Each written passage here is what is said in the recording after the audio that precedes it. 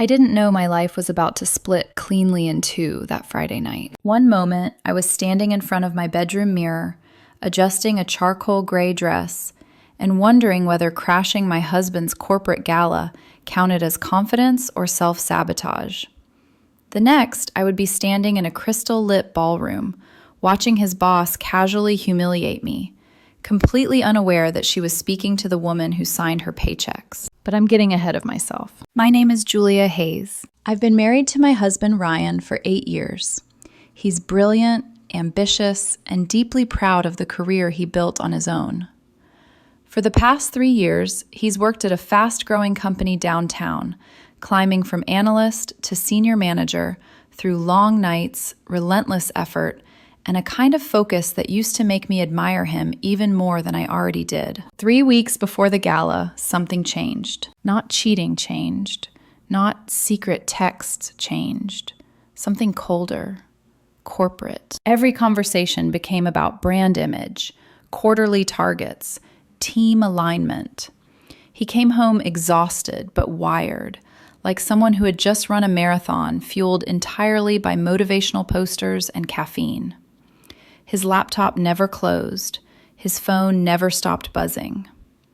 When I asked what was going on, I got rehearsed answers that sounded polished but hollow. I knew my husband, and I knew when something was off. Then, one night, while pretending to look for my coffee mug, yes, I was absolutely eavesdropping, I overheard him talking to a friend about a massive gala his boss was hosting for the new downtown branch opening. Crystal chandeliers, live band, endless champagne. And then I heard the sentence that made my stomach drop. Spouses aren't really expected, he said. And after a pause, quieter, I don't want my wife there. And I don't even know why. That was the moment curiosity stopped being harmless. Most people see a red flag and think, we should communicate. I see a red flag and think, interesting. Let's see what happens if I pull the thread. So I made a decision. Standing alone in my kitchen, coffee mug still in my hand, I was going to that gala. Uninvited, unannounced, and completely underestimated. I didn't know yet that by the end of that night, the power dynamics in that room and in my marriage would never be the same again. I was 34 when this happened, and I'd spent most of my adult life learning how to be two things at once: calm on the outside, calculating on the inside. People assume calm women are passive. They confuse quiet with harmless. I've never corrected them unless I had a reason to. And if you met me at a dinner party, you'd probably peg me as the polite one. The woman who listens more than she speaks, smiles at the right moments, asks thoughtful questions, and somehow remembers everyone's kids' names without ever sounding like she's trying too hard. What you wouldn't see is that my mind doesn't stop moving. I grew up with a father who believed in 2 rules: never raise your voice in public, and never sign anything without reading it twice. I didn't inherit his temper. I inherited his discipline. My career followed that same logic: steady, deliberate, built on long-term planning instead of flashy moves. I learned early that power isn't always the loudest voice in the room. Sometimes it's the person who says the least and controls the most. Ryan came into my life 8 years ago in a way that felt almost annoyingly normal. We met through mutual friends at a casual rooftop gathering, warm lights strung above us, city skyline in the distance, people laughing too loudly over music that wasn't quite good enough. He was the kind of man who could make strangers feel like old friends, charming without feeling slimy, confident without being arrogant. He talked about ideas like they were alive, new projects, career goals, the kind of future he wanted to build. I remember watching him speak, his hands moving as if he was shaping the air, and thinking, he believes in himself so much, it's contagious. At the time, that was what I wanted, not someone to rescue me. I didn't need rescuing. I wanted a partner who would run beside me. We dated for 2 years before we got married. Those years were full of late-night takeout, spontaneous weekend drives, and the kind of inside jokes that make you feel like you've built your own small universe. Ryan was affectionate in a way that felt sincere, always reaching for my hand, always checking if I got home safely, always proud to introduce me. But even in the beginning, there were tiny things I ignored, because love has a way of sanding down rough edges until you convince yourself they were never sharp. Ryan cared deeply about how he was perceived. Not in a vain way, more like survival. Like he was always aware of rankings, of who mattered, of which room he needed to be in to be seen. He'd straighten his posture when someone important walked in. He'd laugh a little harder at a manager's joke. He'd rehearse conversations in his head before networking events, like he was studying for an exam. I used to find it endearing. Ambition is attractive when it's clean. His family was less clean. The first time I met them, his mother hugged me like she was testing the quality of fabric. His father shook my hand too firmly and asked what I did for a living before he asked my favorite food. They weren't openly cruel. They were evaluating. Like I was a candidate and they were the committee. Ryan always insisted, "They're just protective." And I always replied, "So am I." Over time, I learned the rhythm.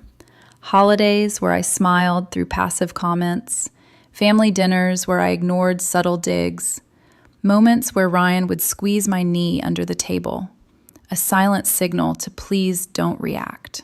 And most of the time, I didn't, because I loved him. Because I believed marriage meant choosing the person, not the noise around them. When Ryan joined the company downtown 3 years ago, he threw himself into it completely. He worked hard. He earned promotions.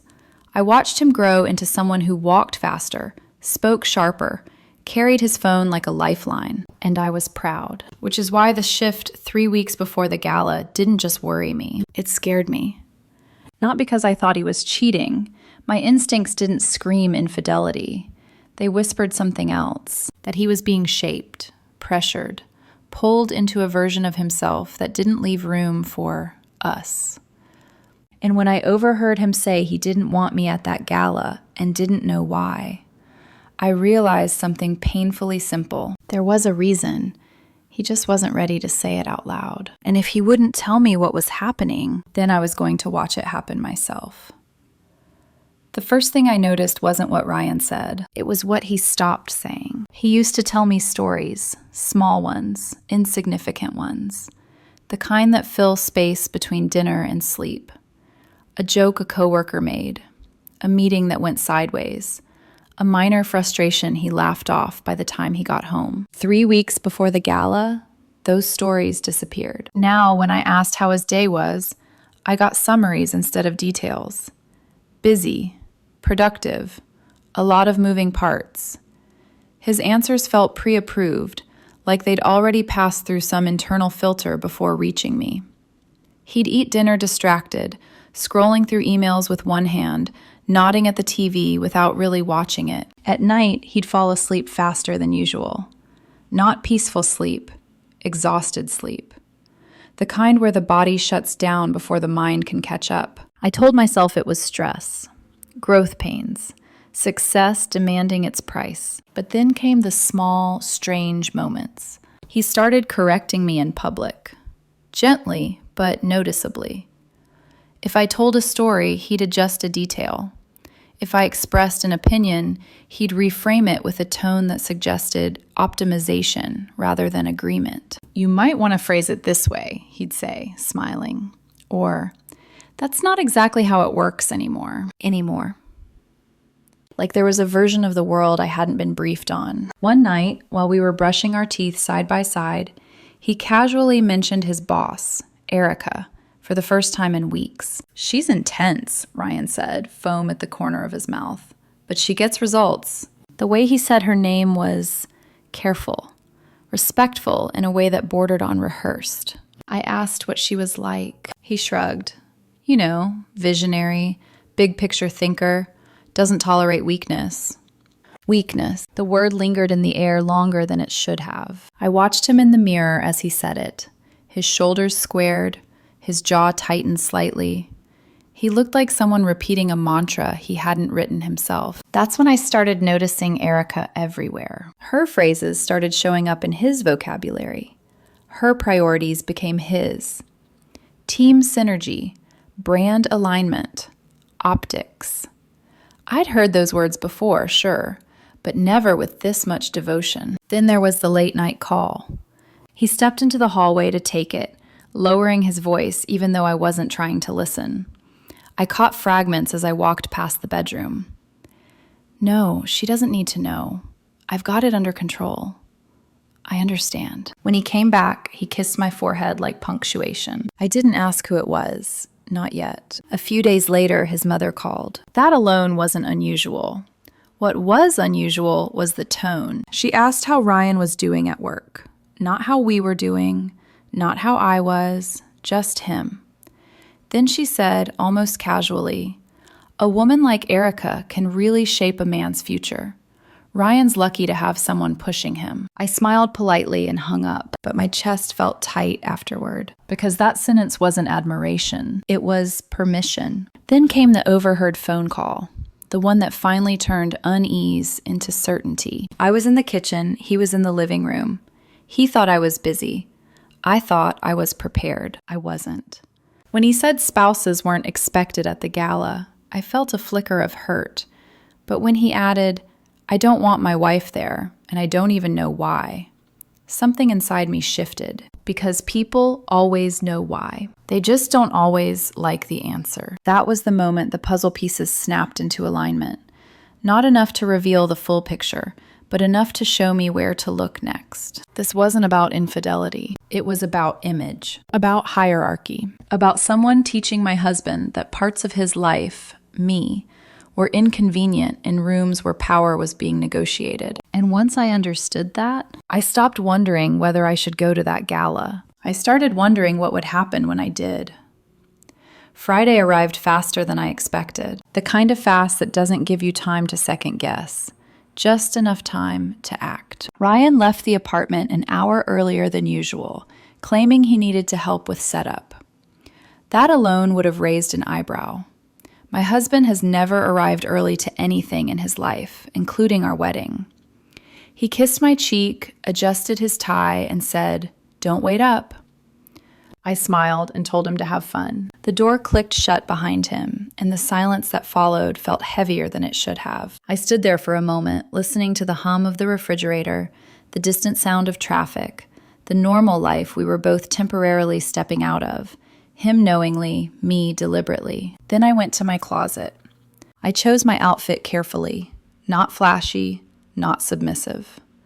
A charcoal gray dress that fit like it belonged to someone who knew exactly where she was going, even if no one else did.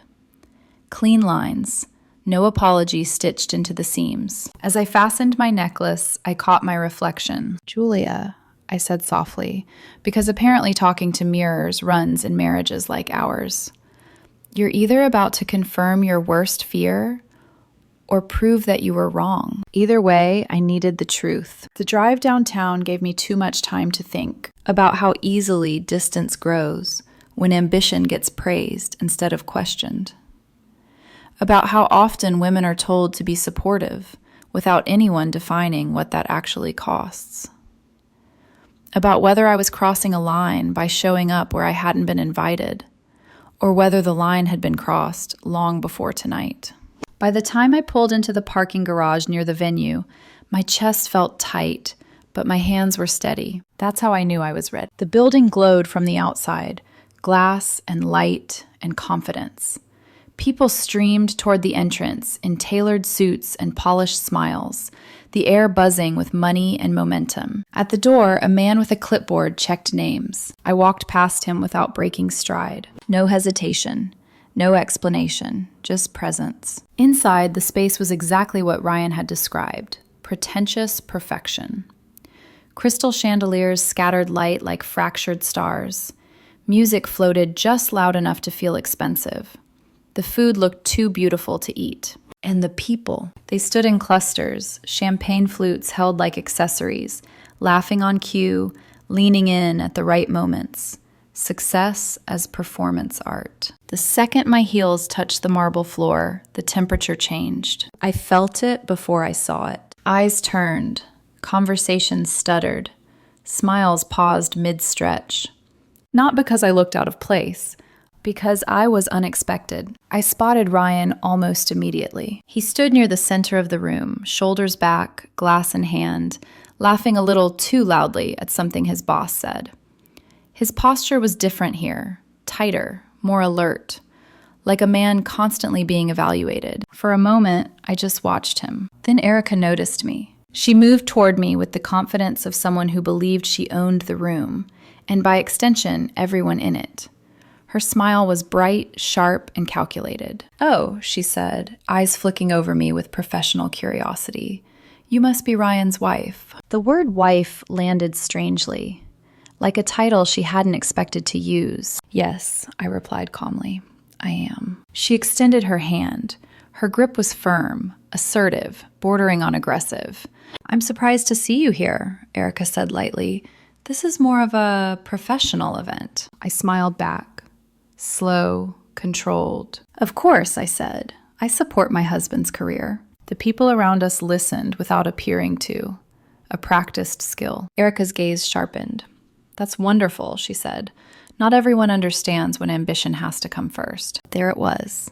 The first clean cut. Ryan shifted beside her, uncomfortable. I felt it before I saw it, his awareness snapping into focus like a wire pulled too tight. "Julia," he said quietly, eyes wide. "What are you doing here?" I met his gaze and held it. "Attending a gala," I replied evenly. "Is that a problem?" Before he could answer, Erica laughed. No problem at all," she said. "We love supportive partners." Supportive. She said it like a compliment and a warning wrapped together. Moments later, she clinked her glass and called for attention. A toast. She spoke about growth, vision, leadership, about sacrifices made behind the scenes. Then she gestured casually in my direction. "To the partners who stay home," she said with a smile, "and let us shine." Laughter followed, obligatory, loud enough to sting. I felt Ryan's eyes on me, apologetic, panicked. I lifted my glass slowly, and in that moment, standing under crystal lights with a room full of people who thought they understood hierarchy, I realized something with terrifying clarity. They had no idea who they were talking to, and I was done pretending that was my problem. The laughter faded faster than it should have. Not because it wasn't genuine, it wasn't, but because people sensed something had shifted.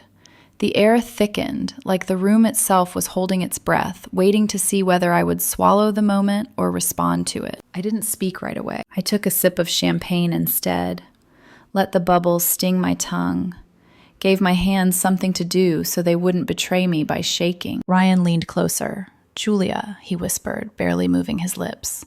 "Please, don't."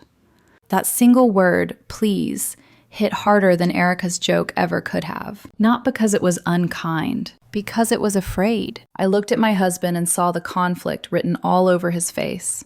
The man who loved me, the man who wanted approval, the man caught between the version of success he was chasing and the marriage he hadn't realized he was quietly sidelining. "I'm okay," I said softly, for his ears only. "Relax." He didn't look convinced. Erica, on the other hand, looked satisfied.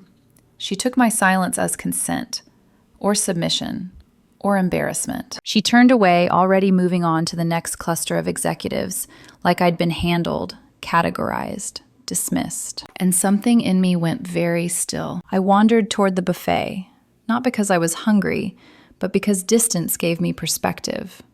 From there, I could see everything without being in the center of it. The room worked like a machine, Erica at the core. People orbiting her, adjusting their smiles based on proximity. Laughter rising and falling depending on who was speaking. Ryan drifting in her wake, attentive, eager, careful not to step out of line. I'd seen this dynamic before, not here, but elsewhere. In boardrooms, in negotiations, in places where power liked to pretend it was earned instead of granted. As I stood there, a few conversations drifted my way. "That's his wife," a woman murmured nearby, curiosity outweighing discretion. "She doesn't look like what I expected," someone else replied. "What does that mean?" "I don't know. I thought she'd be quieter." I smiled to myself. Quiet women make people nervous. They can't tell whether you're listening or calculating. Erica circled back eventually. She always did. People like her needed to check their reflection frequently. So, she said, tilting her head, "What do you do, Julia?" The question was casual. The tone was not. Ryan stiffened. I met Erica's gaze. "I work in asset management," I replied. "Oh?" Her eyebrow arched. "That sounds flexible." There it was again, that subtle trimming down of another person's worth. "Yes," I said calmly. "It is." She laughed. "Must be nice. Ryan works incredibly hard. Long hours, pressure. Not everyone could handle it." "I know," I replied. "I built the system he works in." She blinked. Just once. But she recovered quickly, smiling like she hadn't heard me properly. "Well," she said, "every strong man needs a supportive partner." Ryan exhaled, relief flickering across his face as if he thought the moment had passed. It hadn't, not for me. I watched my husband that night in a way I never had before, not with suspicion, but with clarity. I saw how often he sought Erica's approval, how he laughed a beat too late at her jokes, how he nodded when she spoke, even when she said nothing of substance. And I wondered, quietly, painfully, when my voice had stopped being enough. When the night reached that comfortable level of drunken confidence, Erica called for attention again. Another toast. To leadership, she announced, to vision, and to the people who know their place in the process. She smiled at me. That was the moment my shock finally burned off. What replaced it wasn't anger, it was resolve. I stood, slowly. I raised my glass, and I felt the room turn toward me, not because I demanded attention, but because confidence has a way of bending gravity. "Cheers," I said, my voice calm, steady, to leaders who remember that power isn't a solo act. The silence that followed was immediate, uncomfortable, alive. Ryan stared at me, eyes wide. Erica's smile froze, just slightly. And in that pause, right before the night truly unraveled, I understood something with absolute certainty. This wasn't about humiliating her or correcting him. It was about truth. And once truth enters a room like this, it doesn't leave quietly. The room didn't explode right away. That's the thing about tension. It doesn't always announce itself with shouting. Sometimes it tightens, layer by layer, until everyone inside it realizes too late that breathing has become difficult. After my toast, conversations restarted in fragments. Laughter returned, but it was thinner now, brittle at the edges. People kept glancing between me and Erica, recalibrating their behavior in real time. No one wanted to choose the wrong side before knowing which one was safe. Erica recovered first. She always did. She let out a light laugh, the kind meant to signal, "This is fine," and lifted her glass toward me in mock acknowledgement. "Well said," she replied smoothly.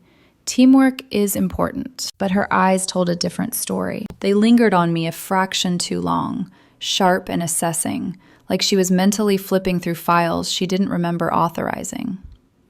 Then she turned and began moving through the room again, faster this time, more deliberately, reclaiming attention, reinforcing her orbit. Ryan found me near the edge of the dance floor a few minutes later. "What are you doing?" he asked under his breath, his smile fixed in place for anyone watching. "You're making people uncomfortable." I looked at him, not the version of him shaped by this room, but the man I'd built a life with. "Am I?" I asked quietly. "Or am I just not playing along?" "This isn't the time," he said, frustration slipping through. "Erica doesn't like being challenged." That sentence landed heavier than he realized. I felt something inside me crack. Not loudly, not dramatically, but cleanly. "That," I said softly, "sounds like a problem for leadership." His jaw tightened. "You don't understand how this works." I held his gaze.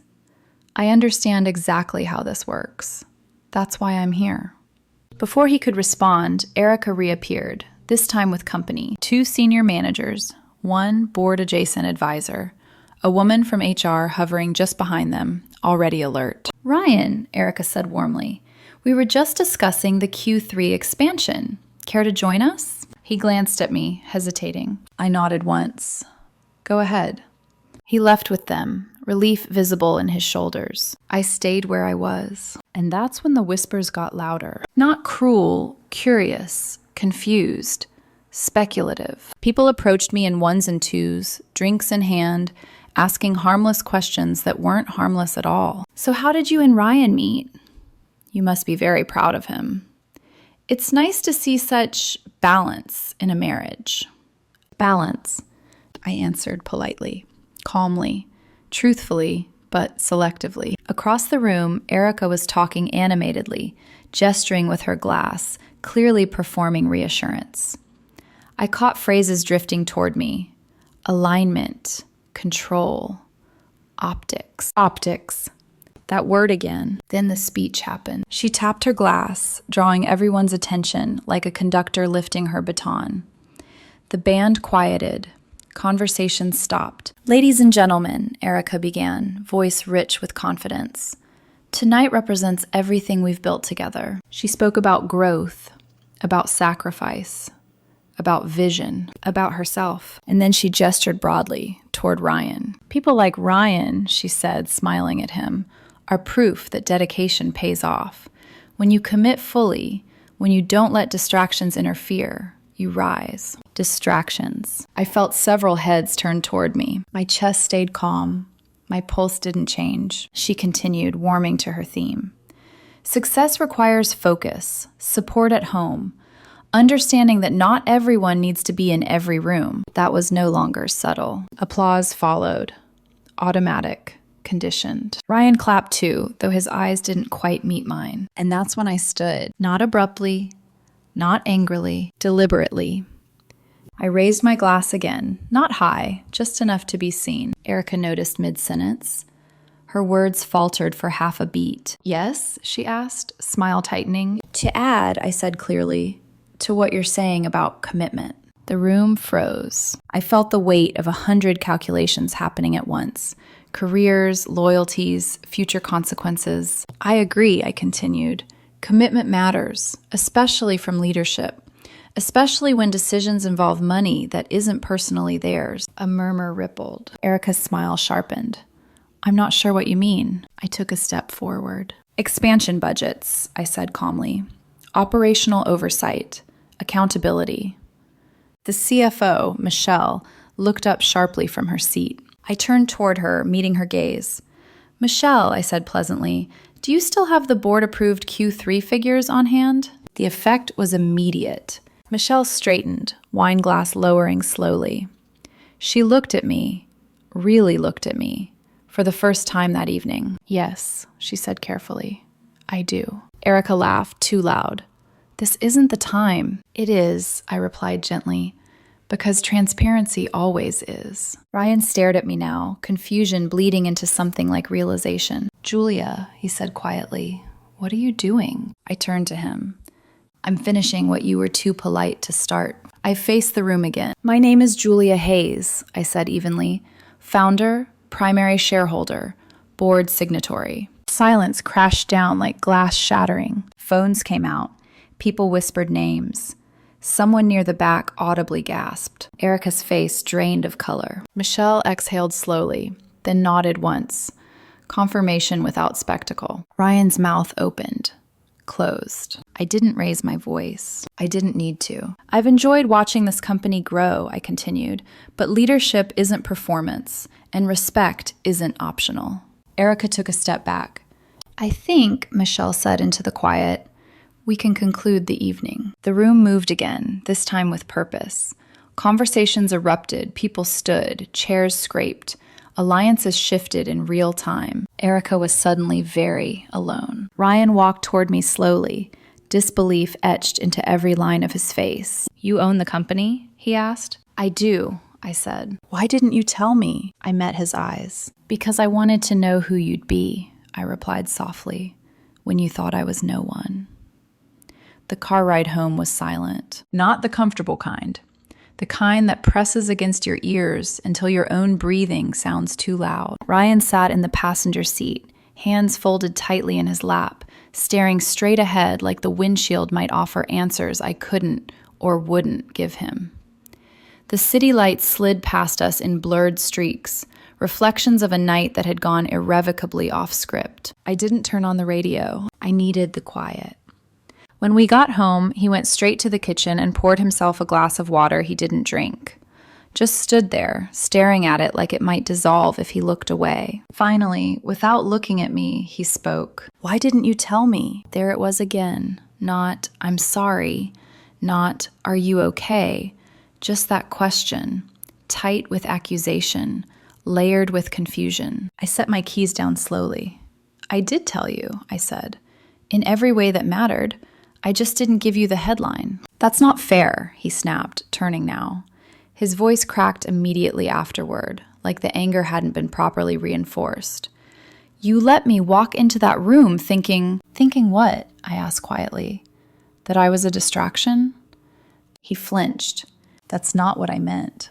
"But it's what you accepted," I replied. He dragged a hand through his hair, pacing. "Do you have any idea how humiliating that was for me? Finding out like that, in front of everyone?" I watched him carefully, because humiliation is an interesting word. "It wasn't humiliating," I said. "It was revealing." "That's easy for you to say," he shot back. "You were in control the entire time." That sentence landed like a punch to the ribs. I felt the first real wave of exhaustion hit me then. Not physical, but emotional. The kind that comes when you realize you've been fighting two battles and only one of them was visible. "You think I was in control?" I asked softly. "Ryan, I walked into a room where your boss mocked me, minimized me, and used me as a prop in her speech. I watched you stand there and say nothing." He looked away. "I was trying to survive," he said. That world doesn't get to erase me," I interrupted. Not loudly, just firmly. He sank into a chair, shoulders slumping. The fight drained out of him all at once, leaving something raw behind. "I didn't want people thinking I only got where I am because of you," he admitted. "I didn't want them thinking I married my way up." There it was. The truth he'd been circling for weeks. I sat across from him. "And so you let them think I was irrelevant instead." Silence stretched between us. He swallowed. "I didn't know how to balance it." "I know," I said. "That's what scares me. Because balance is learned." And he had been learning from the wrong people. Later that night, after the argument had burned itself out into something quieter and sadder, Ryan went to bed without another word. He turned his back to me, the space between us wide, despite the mattress beneath us. I lay awake, staring at the ceiling, replaying every moment, every look, every laugh, every choice that had led us here. I thought about the woman I'd been when we met, the way I'd admired his ambition without questioning what it might demand. I thought about the nights I'd let comments slide, the dinners I'd stayed quiet, the compromises I'd framed as maturity, and for the first time, I let myself feel something I'd been avoiding all night. Loneliness, not the absence of people, the absence of being seen. The next morning, Ryan left early. No goodbye kiss, no note. Just the echo of the door closing and the sound of a life continuing on schedule while something essential fractured underneath it. By noon, messages started coming in from Michelle, from the board, from HR, professional, supportive, reassuring, but none of them mattered. Because the hardest fallout wasn't happening in conference rooms or inboxes. It was happening in the quiet realization that the man I loved had learned to shrink me. Not out of malice, but out of fear. And fear, I was learning, could do just as much damage. That Sunday afternoon, I sat alone on the couch, phone in my hand, staring at Ryan's name. I could call him. I could explain more. I could soften the edges. Instead, I asked myself a harder question. If I hadn't walked into that room, would he ever have stood up for me? The answer came quickly, and it broke my heart. Because sometimes the darkest moment isn't the trail, it's clarity. The turning point didn't arrive with a dramatic phone call or a public apology. It came quietly, like most truths do, when there was finally enough silence for me to hear myself think. Sunday evening, the apartment felt too large. Every object seemed louder in its stillness. The ticking clock, the low hum of the refrigerator, the faint city noise leaking through the windows. I moved through the space slowly, touching familiar things like I was confirming they were real. Ryan came home just after 7. He looked smaller, not physically, emotionally. The kind of tired that doesn't come from work, but from confronting a version of yourself you don't recognize. He stood near the doorway for a moment, uncertain, then set his keys down carefully, like he was afraid of making noise. "Can we talk?" he asked. I nodded once and sat on the edge of the couch, leaving space beside me. He sat, hands clasped, staring at them like they might confess something if he looked long enough. "I talked to my parents today," he began. That alone told me everything. "And?" I asked. He exhaled slowly. "They said I should have known better than to let things go that far, that I embarrassed Erica, that I put my position at risk." I waited. "They never once asked if you were okay," he added quietly. There it was. "They told me," he continued, voice low, "that marrying someone with power means learning when to stay quiet." I felt something inside me settle, not in anger, but in certainty. "And what did you say?" I asked. He swallowed. "I didn't say anything." That was the moment. Not because he failed them, but because he finally heard himself say it out loud. "I realized," he went on, "that I've been letting other people define what success looks like, and I let that bleed into our marriage." I turned to him fully now. "Ryan," I said, "I never needed you to defend my title or my money. I needed you to defend my place beside you." His eyes filled, not dramatically, but honestly. "I know," he said, "and I didn't." We sat in that truth for a while. Then my phone buzzed. A message from Michelle. "Board meeting confirmed for Monday morning. Erica has been asked to submit her resignation. I wanted you to hear it from me first." I read it silently. Then I showed Ryan. His shoulders sagged, not in triumph, but in relief tinged with guilt. "She did this to herself," I said gently before he could speak. "You didn't cause it. I didn't either." He nodded. "I know." I leaned back against the couch, feeling something shift inside me. Not toward him, but toward myself. I'd spent the last 2 days examining my marriage under a harsh light, asking whether love could survive imbalance, whether respect could be rebuilt after it had been quietly eroded. And I realized something crucial. This wasn't about leaving. It was about choosing. "I'm not going to hide who I am anymore," I said calmly. "Not at work, not in public, not in our marriage." He looked at me, searching. "Are you saying—" "I'm saying," I interrupted gently, "that if we move forward, it's with the truth fully visible, no shrinking, no pretending, no letting other people decide what we are." He nodded slowly. "I want that." I studied him. Not the version shaped by ambition, but the man sitting beside me now, uncomfortable, reflective, stripped of pretense. "I believe you," I said, "but belief isn't enough. Behavior is." He accepted that without argument. Monday came fast. By noon, Erica's resignation was official. No spectacle, no public firing, just a carefully worded email about mutual agreement and new opportunities. The office reacted predictably. Shock, gossip, relief. Ryan texted me updates throughout the day, not because I asked, but because he wanted me included. That mattered. That evening, when he came home, he didn't talk about optics or damage control. He asked how my day was, and he listened. Later that night, as we sat side by side in the quiet living room, I felt something unfamiliar but welcome, not closure. Alignment. I wasn't naive enough to think everything was fixed. But I knew this. I had stopped waiting to be chosen. I had chosen myself. And from that place, every other decision became clearer. The fallout didn't come all at once. It arrived in ripples, quiet at first, then impossible to ignore. By Tuesday morning, Erica's name had vanished from the company website. Her carefully curated leadership bio disappeared overnight, replaced by a neutral announcement introducing Michelle as interim CEO. No commentary, no explanation, just absence. Absence is louder than scandal when you know how to listen. Inside the company, alliances shifted quickly. People who had orbited Erica like satellites suddenly found themselves unmoored, recalibrating their loyalties with impressive speed. Meetings felt different. Voices carried less bravado, more caution. Respect, I was reminded, doesn't thrive on fear. Ryan noticed it immediately. They're calmer, he said one evening, loosening his tie as he walked through the door. No one's scrambling to perform anymore. I nodded.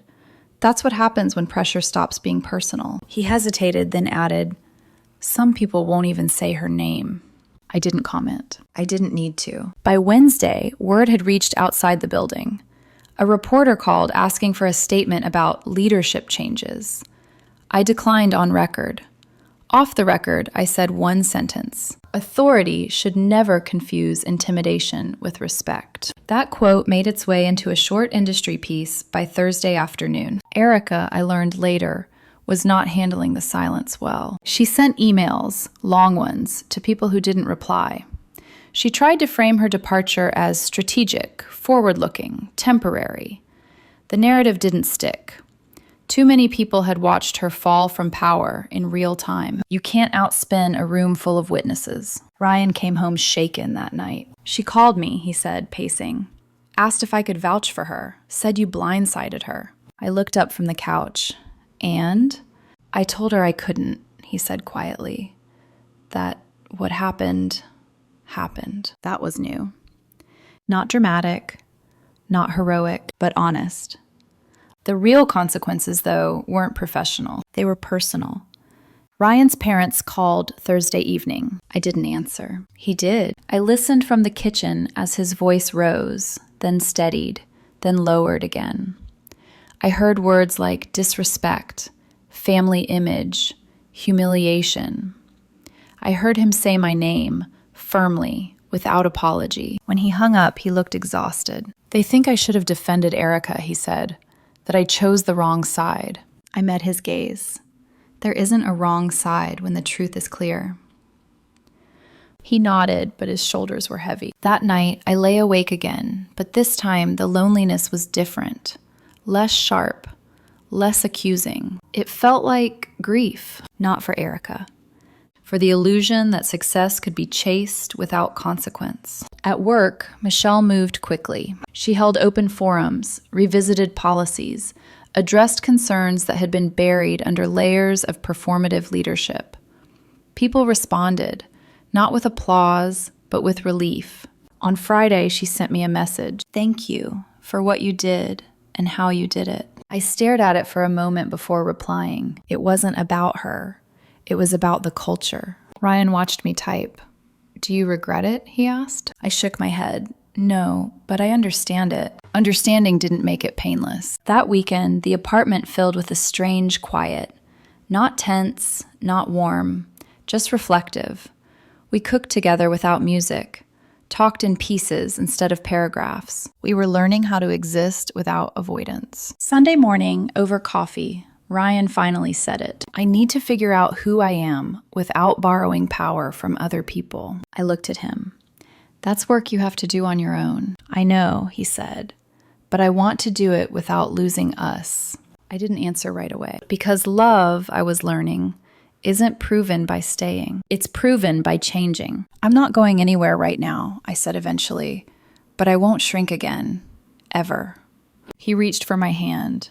I let him. Outside, the city moved on, oblivious, indifferent, alive. Inside, something was ending. Not our marriage, but the version of it built on silence. The weeks that followed didn't feel like a victory lap. They felt like reconstruction. Erica faded from relevance faster than anyone expected. Her name stopped circulating, her influence evaporated. Not because anyone orchestrated her downfall, but because once the illusion broke, no one rushed to rebuild it. Power, I learned, is fragile when it relies on fear. Ryan changed in quieter ways. He stopped talking about optics, started asking questions instead of repeating answers. He no longer flinched when conversations turned uncomfortable. And when someone made a dismissive comment about supportive spouses, he didn't laugh it off. He corrected them. Not dramatically, just firmly. Our marriage didn't magically heal overnight. Trust doesn't regenerate on command. It rebuilds through repetition, through small, consistent acts that say, I see you now. We talked more, not about work, but about values, about the difference between ambition and erasure, about how easily love can be reshaped by rooms that reward performance over honesty. One night, weeks later, we attended another company event. This time, Ryan took my hand before anyone else could speak. This is my wife, Julia, he said. She's the reason this company exists. There was no pride in his voice, just fact. I smiled, not because the room acknowledged me, but because he did. That was enough. I didn't stay long. I didn't need to. I'd learned what I came to learn. Revenge had never been my goal. Visibility was. Because the truth is this: being underestimated isn't a curse.